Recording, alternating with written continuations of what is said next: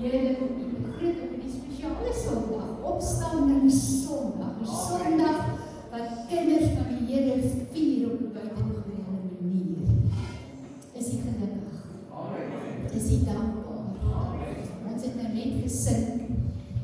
Ek dink ek het 'n ekko hier by my, as jy hom nou so 'n bietjie kan afsit, Marlie. Dankie daarvoor. Ons het nou net gesing, ons is hier om U naam te loof, om U woord te hoor, om U lof te bring. Is dit nie wonderlik? Ek vertrou U gaan dit geniet in die huis van die Here. Heerlik dat U saam met ons hier is. Lekker om mense te sien wat ek lanklaas gesien het. Mag die Here julle seën terwyl julle by ons kuier vanmôre. Kom ons sit net so en dan vra ons net die seën van die Here op ons diens weer eens en ons nooi net die Heilige Gees om te kom woning maak hier onder ons. Here, dis 'n mooi dag. Dis 'n dag waarin ons kan verklaar, dit is die dag deur die Here gemaak. Kom ons wees bly en verheug daarin. Here, dankie vir dit wat U gedoen het. Dankie vir die prys wat U betaal het. Dankie dat U dit vir ons kon volbring het. Dankie dat die graf leeg is, dat U opgestaan het, dat U oorwin het, Here, en dat ons môre saam is as meer as oorwinnaars. Ons loof U. Here, ek bid dat U waarlik waar ons harte sal kom raak sien vanmôre. Here, dat U kom sien hoe ons U waardeer. Dat U kom sien hoe ons U liefhet. Here, hoe ons verbaas staan deur dit wat U vir ons doen. U genade onbeskryflik groot, en spite daarvan dat ons U keer op keer teleurstel. Dankie, Here, ten spite van teleurstelling, ten spite daarvan dat ons val, kan ons verklaar, U is my geregtigheid. U is ons geregtigheid. En ons staan volmaak, nie in onsself nie op ons eie werk gebaseer nie, maar ons staan volmaak in U en U alleen. Here, ons gebed is dat U vanmôre net kom beweeg tussen ons, dat die Gees in ons kom werk en dat ons gestig, getroos, bemoedig en toegerus vir 'n nuwe week hier sal uitstaan. Ons bid dit in die naam van Jesus en ons dankie daarvoor. Amen. Kom ons staan. Eerste lied sê, dit is die dag deur die Here gemaak. Kom ons sing dit uit volle bors tot eer aan sy naam. Dit is die dag, dit is die dag deur die Here gemaak.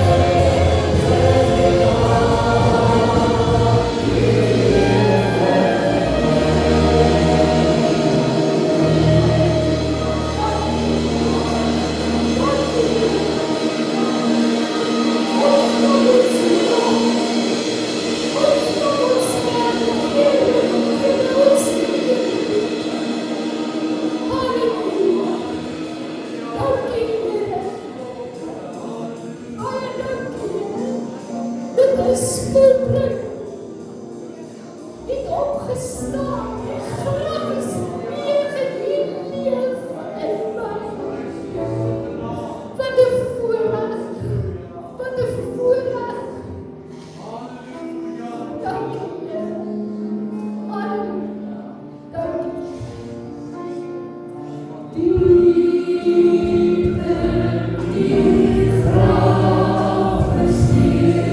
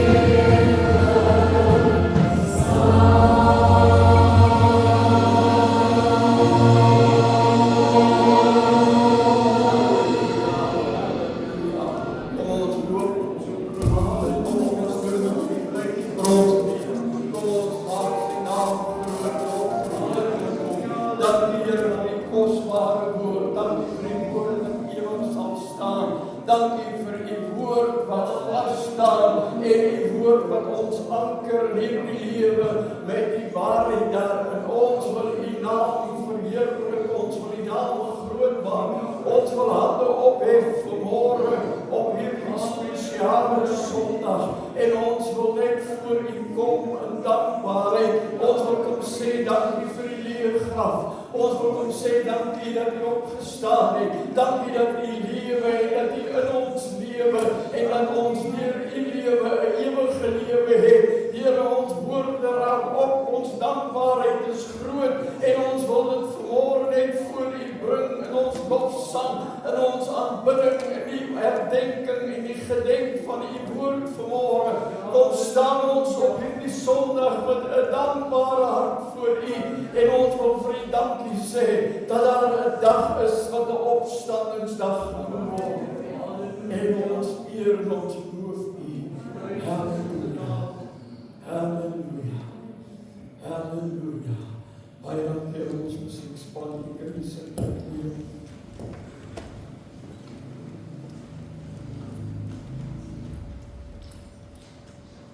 vergeef, waak met op daar. Die liederdigter geskryf in die lied wat ons nie het gesing het. Toe ek so 2 jaar terug daar in Israel was, ons die oggend by die graf van die Here Jesus was, die vra ons vir die toergids of hulle ooit die steen wat voor Jesus se graf was ontdek het. Toe sê vir ons nee, nog nooit nie. Hulle het ander stene ontdek, gelykstaande aan die wat gewoonlik voor grafte gerol is, maar dis te klein vir die opening van Christus se graf. So hulle het nog nooit daardie steen ontdek nie. En dis daar sommer vir my simboliek aan dit betrokke. En ek sal dit nou nie in die Bybel kry nie, dis nou simboliek wat vir my daar was. Maar dat daardie graf is vir ewig. Hy gaan nooit weer toegemaak word nie. Hy gaan nooit weer geseël word nie. Want die seun van God het opgestaan. Daar staan hy op in die graf. Triomfeer oor al die vyandmag. En wat 'n besonderse, wat 'n kosbare Sondag dit is, om vanmôre op hierdie Sondag met hierdie gedagte by mekaar te kom en saam te kom in die naam van die Here te loof en net so 'n bietjie weer met sy woord uit te kyk na hierdie groot gebeurtenis en hierdie dag.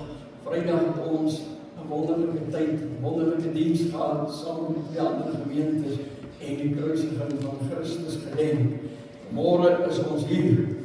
So aan die einde van Lydingsweek, 'n week wat strek van verlede Sondag tot vandag toe, wat Lydingsweek genoem word. Verlede Sondag, Palmsondag, Sondag waar die Here Jesus Jerusalem op 'n donkie ingery het en in 'n palmtakke voor hom gegooi het, en dan is ons vandag by die Sondag waar hy opgestaan het uit die dood en die graf leeg gevind deur hulle wat so toe gegaan het. En ek wil so volgens so 'n bietjie met u gesels rondom 'n gedagte wat ek wil noem, die opstanding, 'n demonstrasie van goddelike krag. Want hierdie opstanding het nie sommer maar net gebeur nie. Daar is 'n demonstrasie van goddelike krag wat gebeur het daardie oggend toe Christus uit die dood uit opgestaan het.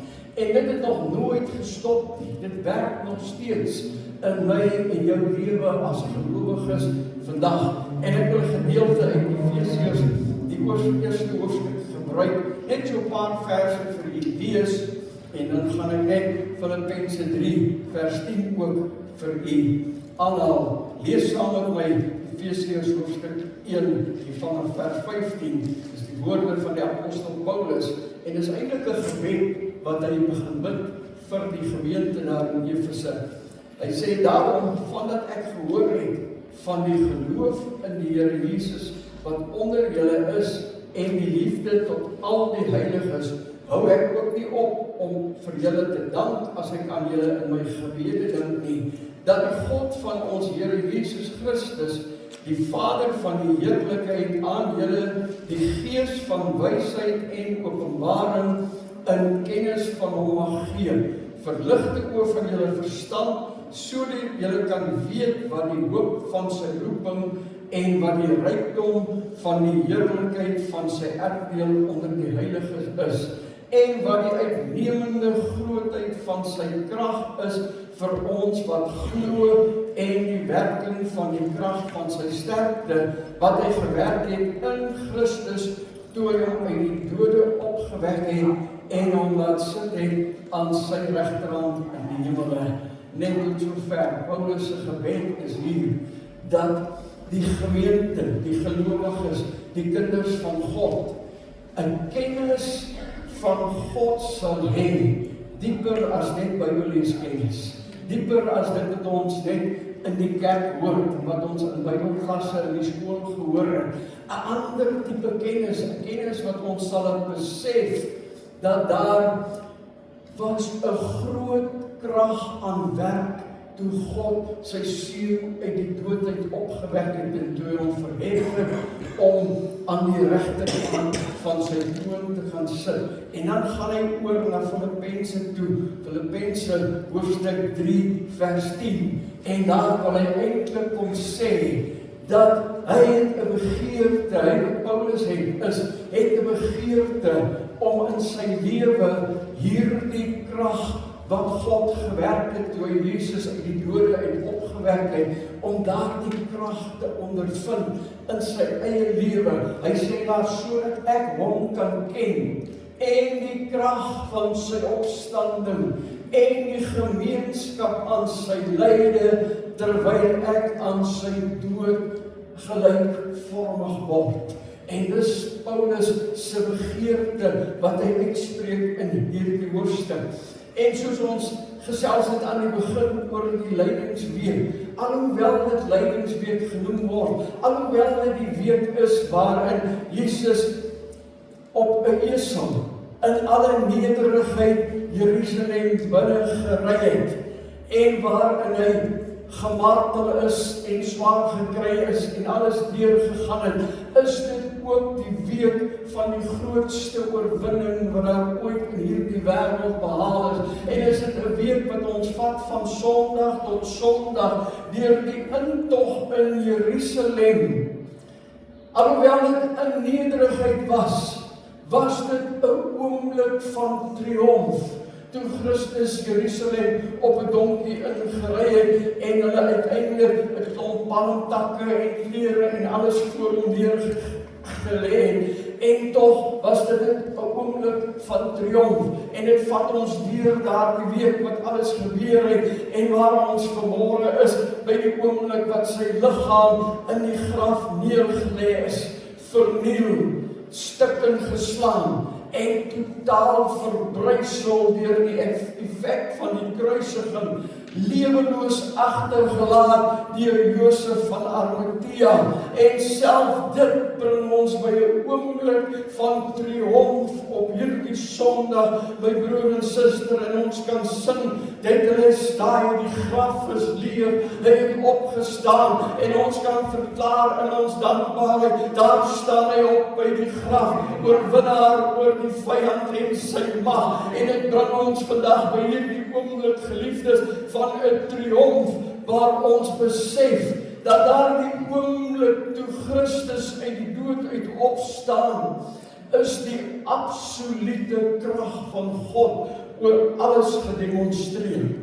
Hoe ons ook al daarna wil kyk, hoe ons dit ook al wil redeneer, hoe ons ook al hierdie gebeure in hierdie week wil nagaan en daarna kyk.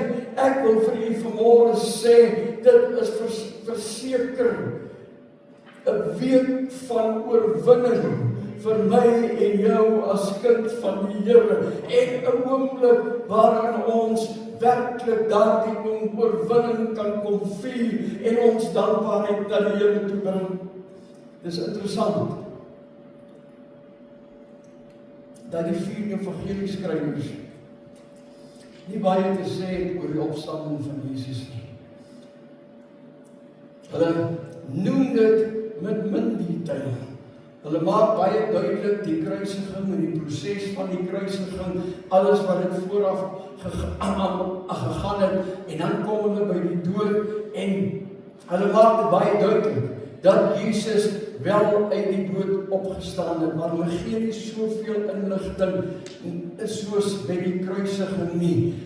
Met die kruisiging praat hulle van 'n proses wat begin het, 'n proses van vervolging en verraad en arrestasie, 'n proses van verhoor en vals beskuldiging en meer verraad deur Jesus se eie disippels en meer skuldige bevinding, marteling, 'n staptog na Golgotha, die uiteindelike kruisiging en die spottery en alles wat daar gebeur. En dan wil dit lyk, wanneer ons na dit kyk, en ons kyk na dit wat rondom die opstanding sê, met baie min detail, wil dit vir my lyk, dat wanneer die krag van God begin werk, werk dit in 'n oomblik.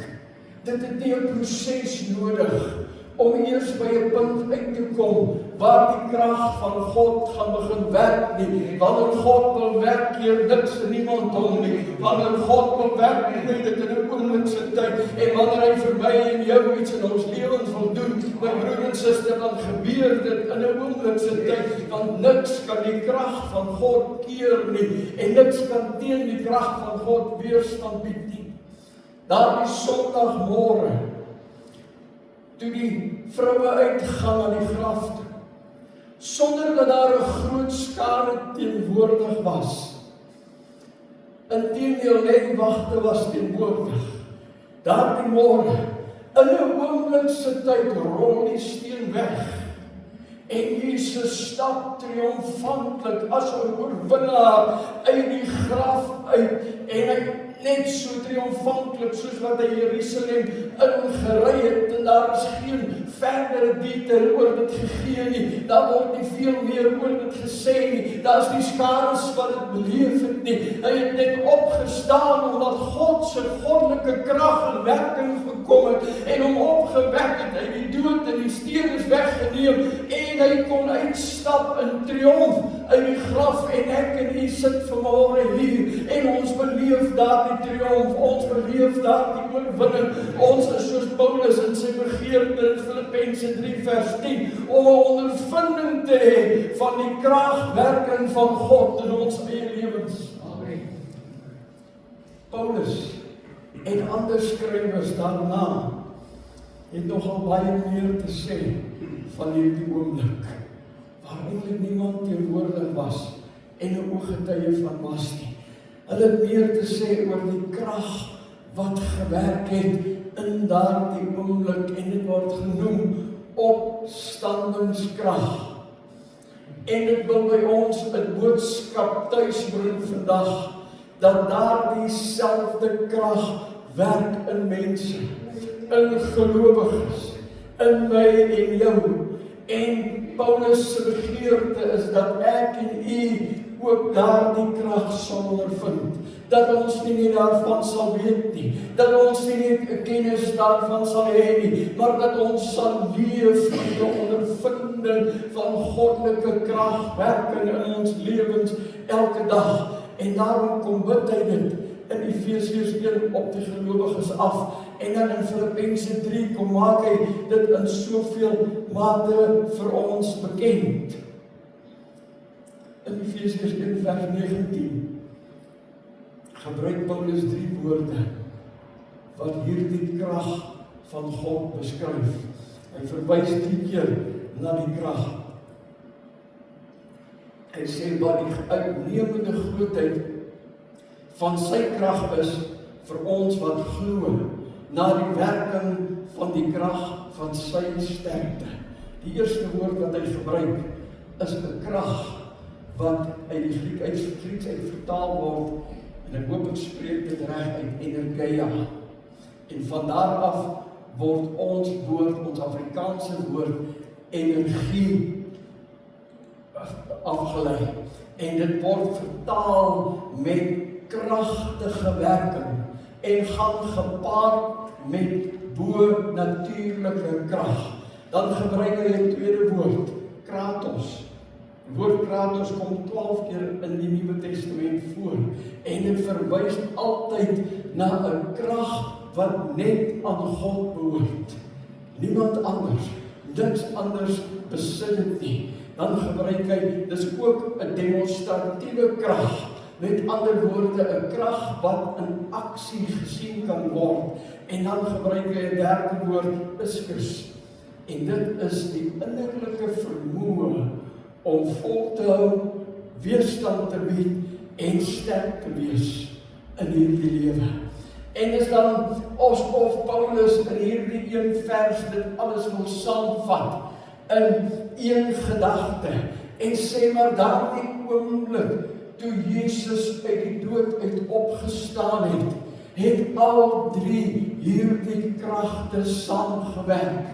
En dis die krag waarmee God hom uit die dood uit opgewek het. 'n Krag wat alleenlik aan God behoort, 'n bo-natuurlike krag, 'n krag wat in aksie gesien word elke dag in hierdie lewe, my broer en suster, elke dag in die lewens van gelowige mense, en 'n krag wat aan ons die innerlike vermoë gee om vol te hou en om weerstand te bied en om sterk te bly in hierdie lewe. En Paulus kom maak dit dan baie duidelik dat hierdie drie kragte kom werk saam in daardie oomblik toe Jesus op hierdie Sondag, die derde dag na die kruis, uit die graf uit opgestaan het en hy uit die dood uit opgestaan het en hy leef.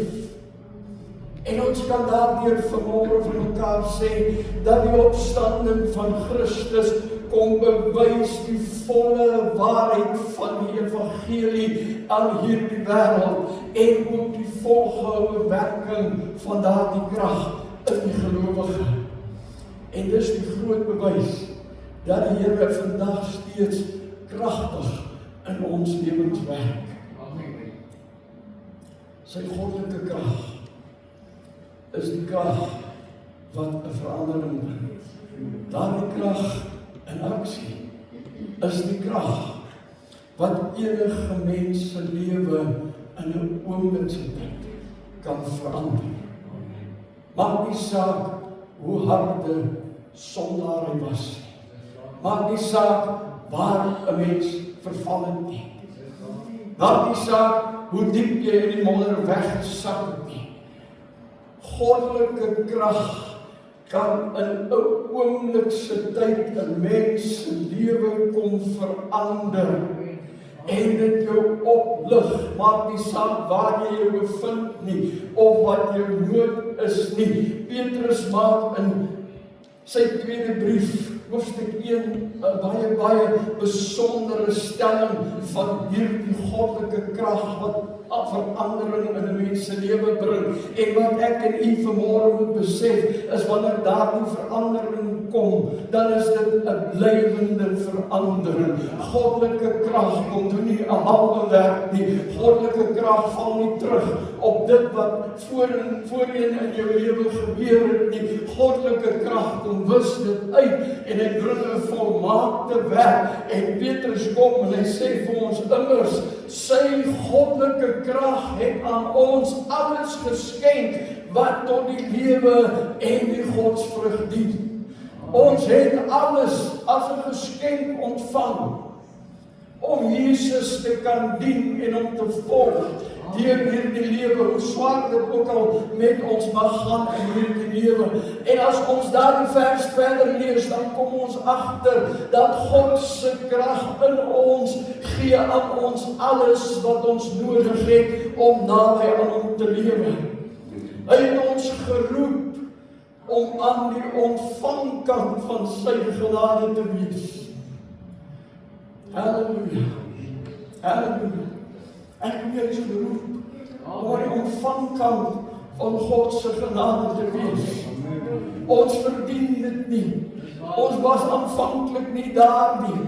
maar deur die opstanding van Christus en die oorwinningswerk wat aan die kruis behaal is, sit ek en u vanmôre aan die ontvangkant van God se genade, en dit is geen wonder dat Paulus op 'n stadium tot die Here bid en nie antwoord kry nie. Toe sê die Here vir hom, jy het niks meer nodig nie, my genade is vir jou genoeg. En wanneer my genade vir jou genoeg is, het jy alles wat jy nodig het in die lewe. Amen. Amen. Die eerste aksie van sy goddelike krag begin by wedergeboorte. In 'n oomblik, soos hy in 'n oomblik uit die dood opgestaan het. In 'n oomblik, wanneer die Heilige Gees in jou inkom en sy inwoning kom maak hy kontak met die gees van die mens. En daar vind 'n kragtige nuwe ontwikkeling en 'n nuwe verandering binne in die mens plaas om jou meer en meer soos Christus te maak. Die mens se gees word met goddelike krag aangedoen. En dit kom bevry ons van ons eie swakhede, ons eie vrese en ons eie verkeerde denke, en dit plaas ons op 'n regte pad, 'n nuwe pad saam met Jesus. Dit plaas ons in 'n verhouding met die Here, en dit word 'n lewendmakende oomblik genoem.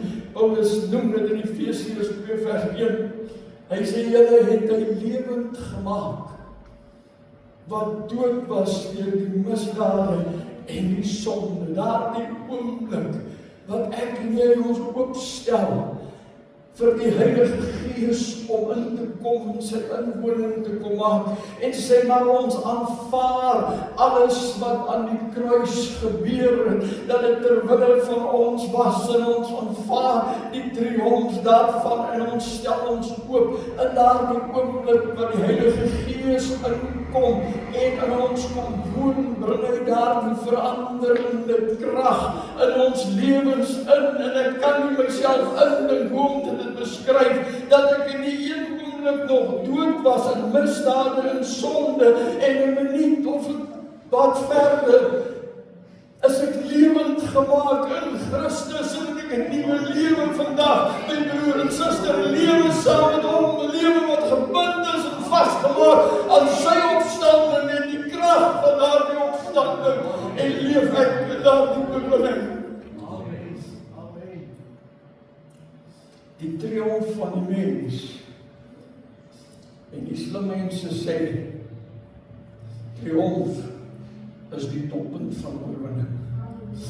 Ek het nooit gedink oorwinning kan in vlakke wees nie, maar ek het die woordjie triomf so 'n bietjie gemaskeer. Hulle sê dis die toppunt van oorwinning. Wat gebeur met ons deur die aksie van goddelike krag in ons lewens? Ons raak aktief vir oorwinning oor die sondige vlees. Daardie oomblik het 'n oomblik op my en jou wat ons totaal verander, van die oomblik waar ons heeltemal neutraal en totaal denkloos was oor sonde en maar saam gegaan het. En dan kom die krag van God, die opstandingskrag, wat 'n lewendmakende krag is, en in 'n oomblikse tyd raak ek en jy aktief vir oorwinning oor ons sondige vlees, en begin ek en jy besig raak en besef, maar daardie dinge wat ons weghou van die Here af, is dinge wat nie mag oor ons het nie, dis oorwin, en ons kan dit oorwin deur die opstandingskrag van Jesus, wat in ons werk, my broer en suster, en dit is eintlik iets besonders. En ek wil nou 'n mond vol sê, in 2 sinne, maar ek vertrou U is by my. Ek vertrou U is saam met my, en U gaan hoor wat wil ek vir U sê in hierdie 2 sinne. Maar oorwinning word eers hier in jou hart gebore. voordat dit op die slagveld van die lewe behaal word. Dis hier in jou denke, wanneer dit by die verkeerde dinge van die lewe kom, en dit wat God nie behaag nie, wat jou weghou van die Here af, daar word oorwinning eers gebore. En wanneer jy dit oordink, en jy kry oorwinning daaroor, dan oorwin jy ook op die slagveld van die lewe en alles wat die duiwel teen jou gooi en elke mag wat hy teen jou bring om jou te probeer weghou van die Here af en jou te probeer weghou van oorwinning af, word oorwin omdat jy vasstaan in die krag van die Here en vasstaan op die woord van die Here en daar leef en daarmee deurgaan in hierdie lewe, my broer en suster. So wat gebeur is, jy moet eers 'n visie van oorwinning kry. En deur die opstandingskrag het ons 'n visie van oorwinning. Ons moet eers daardie visie van oorwinning kry voordat ons hierdie lewe sal kan oorwin. En die beste visie om dit te kry en die beste visie om te kry is om verbind te wees aan die dood en opstanding van Jesus. Paulus wil vir ons leer, hoe beter jy die Here ken, en hoe nader jy aan hom leef, hoe meer sal jy daardie goddelike krag in jou lewe ervaar, en hoe sterker word elke belofte in sy woord vir jou. Ons moet een ding besef, wanneer ons vir hierdie dag kom, wanneer ons na die opstandingskrag van Jesus kyk, moet ons besef, daar's 'n duidelike boodskap. En die boodskap is 'n boodskap van lewe. Lewe en oorwinning. Lewe sonder 'n einde. Die dood wat bestem was om lewe te beëindig. Sy krag is totaal verbreek. En Paulus verduidelik dit eintlik vir ons so breedvoerig in 1 Korintiërs 15 en ek is jammer, ons het nie tyd vanmôre om daar die hele hoofstuk deur te gaan en so 'n bietjie daarna te kyk nie. Gisteroggend vroeg het ek gaan sit op 'n stoel in my kamer en ek het 1 Korintiërs 15 deur gelees in die besef dat Paulus beskryf aktiewe, werkende, goddelike krag in daardie hoofstuk. En toe ek aan die einde kom, en besef wat hy alles sê, en hoe hy dit saamvat, toe ek daar in my kamer alleen, so 'n kosbare ondervinding met die Here, en met die Heilige Gees, en die besef, dat ons leef, maar ons leef nie net vir nou nie, ons gaan vir altyd leef, ons gaan vir ewig leef, en ons het niks daarmee te doen nie, dit kom deur die opstandingskrag van Jesus, die krag waarmee God hom uit die dode uit opgewek het, en ek het besef, maar hierdie hele boodskap is 'n boodskap van lewe. Hierdie boodskap ken nie dood nie. Dis die boodskap van ons lewe, en dit is ons waarborg dat ons vrygemaak is van die dood, fisies en geestelik. In 1 Korintiërs 5 vers 19 sê, as ons dan net vir hierdie lewe op Christus hoop, dan is ons die elendigste van alle mense. Dis asof hy wil sê, as hierdie lewe, die hele gedagte van Christendom en godsdiens en geloof net vir hierdie lewe was, hulle het dit vir ons niks beteken. Ja. Dit vir ons niks gebring nie. Dis dan eintlik nutteloos. En dit help nie dat ek en u so aan geloof sal vashou nie. Maar dan gaan hy verder en hy sê in vers 20, Christus is opgewek uit die dood. Hy het die eersteling geword van die wat ontslaap het, en die implikasie is dat daar nog baie ander is wat gaan opstaan. opstaan uit die dood, dat daar baie anders is wat gaan volg, en dat daar 'n lewe na hierdie lewe is, my broer en suster, en dat daardie lewe nooit tot 'n einde gaan kom nie. En weer dieselfde krag wat God gewerk het toe hy Jesus uit die dode opgewek het, het ek en u deel aan daardie lewe wat vir ons wag na hierdie lewe.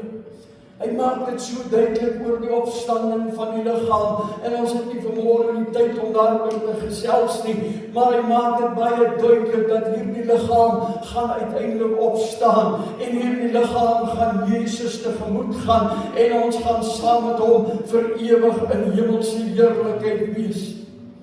En daar is nog soveel wat ek kan sê oor die opstanding en die krag wat daardeur gedemonstreer word in ons lewens.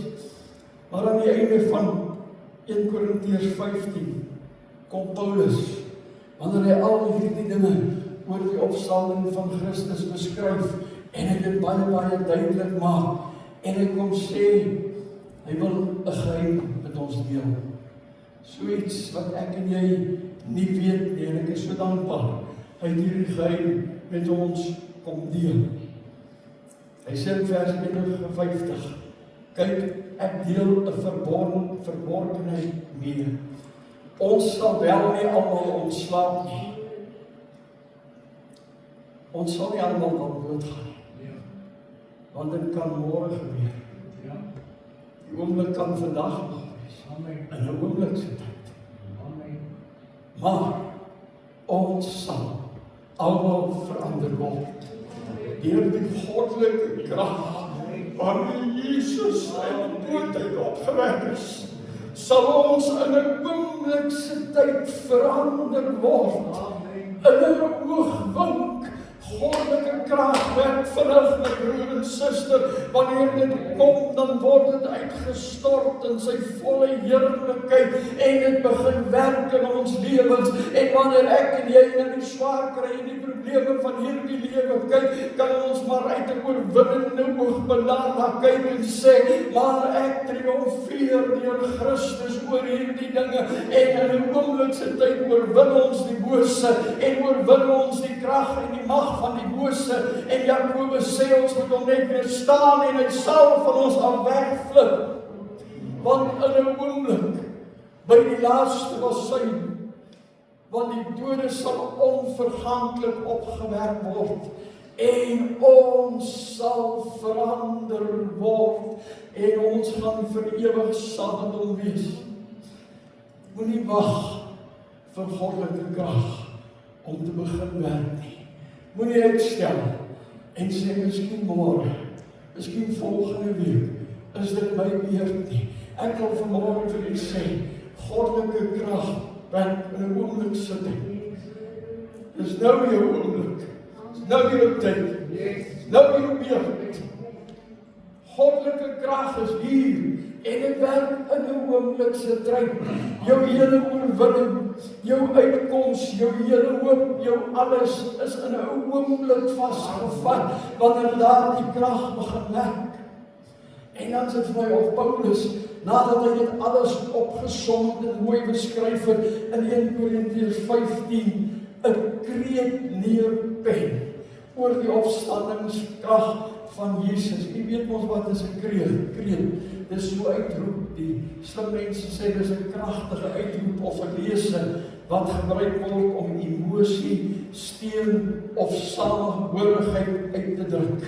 En ons kry dit gewoonlik by sportspanne, dat daar 'n span het 'n kreet wat hulle uitskree.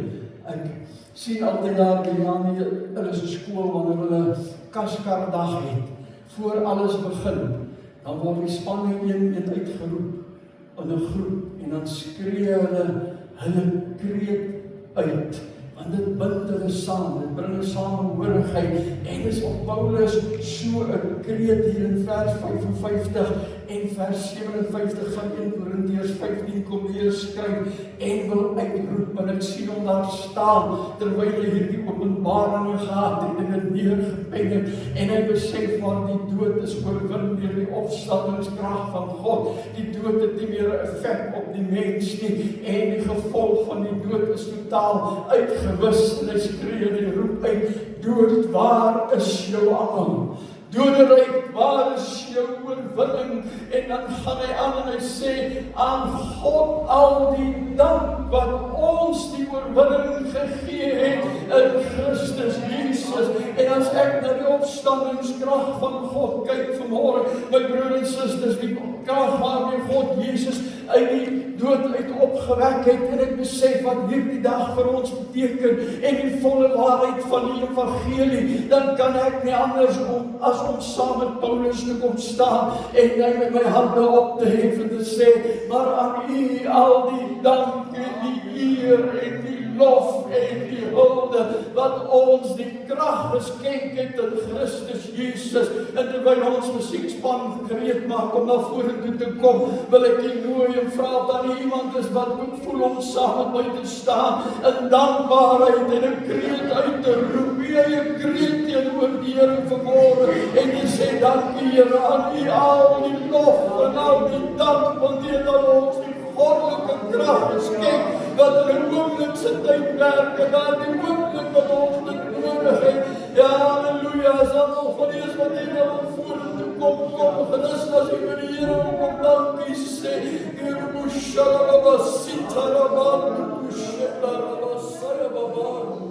halleluja, aan U al die dank, aan U al die lof in ons verhoor, Here, saam met Paulus vir ons uitroep, aan U die dank wat aan U het aan ons die oorwinning geskenk in Christus Jesus.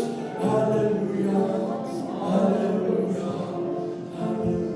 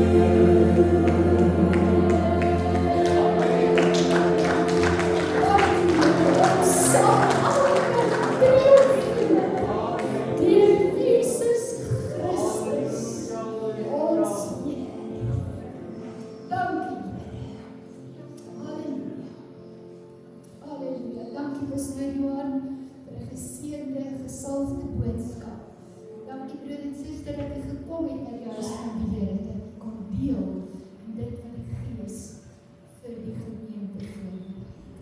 Kom ons maak gereed vir ons dienes, ons offerande, ons bydra, want die Here die ryklik seën, terwyl u gee vir die werk van die Here. Here, terwyl u alles gegee het, is dit vir ons 'n groot voorreg om dit wat ons van u ontvang het, ook te deel en te gee vir die werk van die Here. Seën elkeen wat gee, seën dit wat gegee word, seën ons gemeente, Here, en laat u werk altyd uitbrei in die naam van Jesus. En ons dankie daarvoor. Amen. Amen. Ons sluit af met hy leef hier in Lourdes.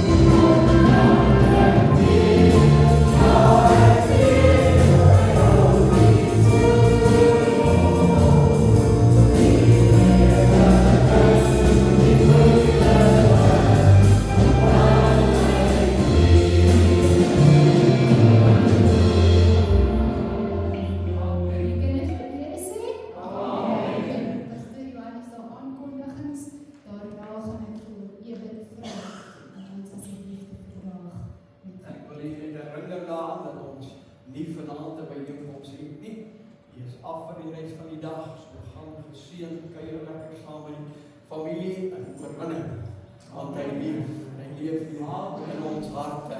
Ons weekaktiwiteite is aan die gang soos normaal. Koffiestasie is oop, so moenie haastig wees nie, dit is nog baie vroeg.